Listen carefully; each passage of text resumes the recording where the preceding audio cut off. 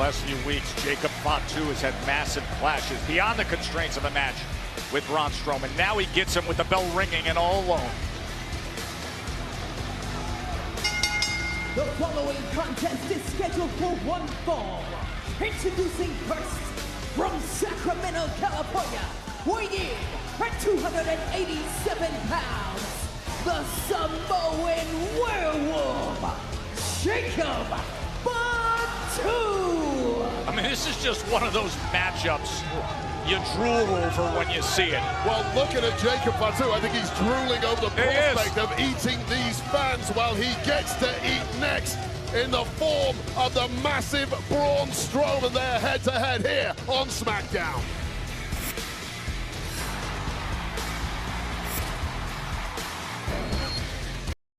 What a special competitor this is. Perhaps something out of your most terrifying nightmares. And that's just watching the guy. Imagine having to compete with him. And now his eyes focus on the monster. Wade, a WWE TV event audience in Italy has never experienced the arrival of one big SOB!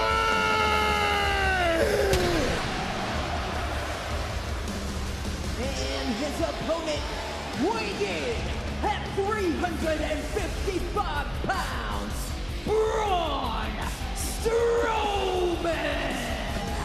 Somebody bring oxygen tank for Barrett. Oh, man.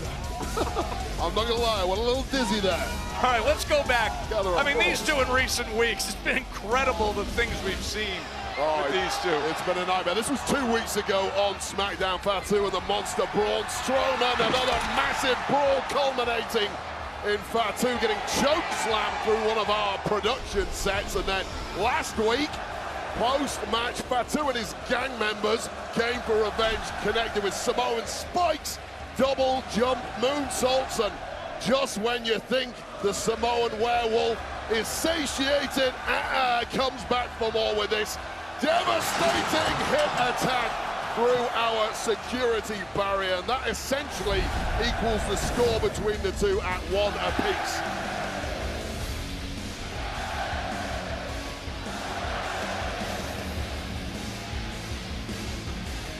I'll tell you, Wade, you can go back all the way to late December and the start of the new year with the transfer window when Braun Strowman came over, when these two started pairing up, and you just sensed that we were going to get to these kind of matches. But I go back to January 25th when we were down in San Antonio for Saturday night's main event on NBC.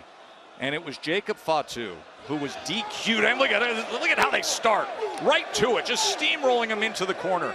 But that's when Fatu went nuts after the match and was hitting Strowman time and again as the big man goes into the corner with the double jump moonsaults, with the running hip attack. It was a brutal attack on Saturday night's main event. Yeah, that's Strowman's head hemorrhaging away, and that was essentially Jacob Fatu getting himself disqualified in the match. Yes. Because winning was secondary to maiming Strowman, and hats off to Braun Strowman for putting himself back into this kind of matchup, knowing the danger that his opponent this evening holds.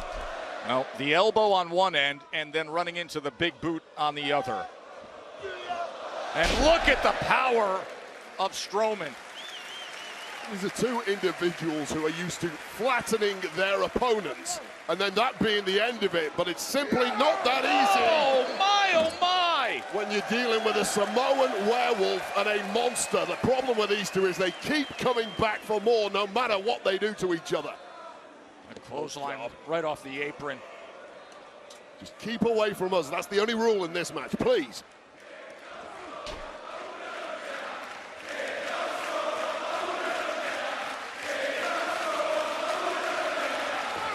Now the ring literally moves.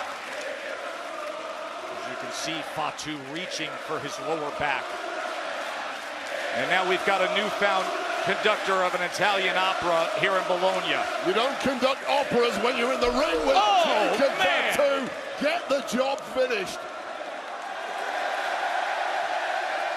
And the Strowman Express is coming Italian style. Keep your eyes peeled, Fatu. Oh, but instead it's the monster who goes over the announce desk. And that is exactly why you don't start enjoying yourself too much when you're in there with Jacob Fatu. This guy recovers ridiculously fast and goes from defense to offense in the blink of an eye.